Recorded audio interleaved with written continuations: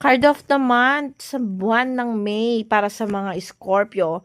Nakikita ko dito ang disconnections. May mga bagay daw na ika-cut off ka, may mga taong bibitawan mo, may mga tradition o kaugalian na isasantabi mo na. Nakikita ko dito yung judgment na nakabaliktad.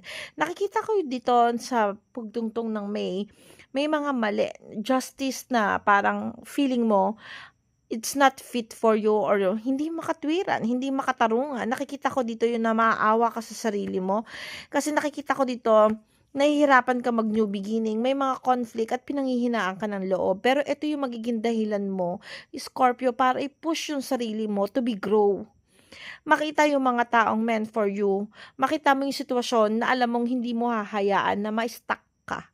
So this card showing na darating tong May na mare-recognize mo yung mga bagay na nakakapagpa-conflict sa'yo, nakakapagpabaksak sa'yo. But the card said here, ito rin magiging motivations mo para magkaroon ng isang malaking future.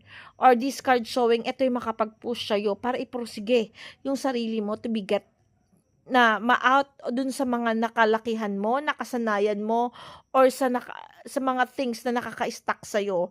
Things will gonna be fruitful para sa'yo, pero it will make you hard decisions at conflict sa umpisa. Pero nakikita ko dito, ito rin ang magpo-push up sa'yo, or sabihin na natin, ito yung magiging way mo to achieve your goal. Itong sacrifices na nararamdaman mo ngayon at nararanasan mo, mga Scorpio.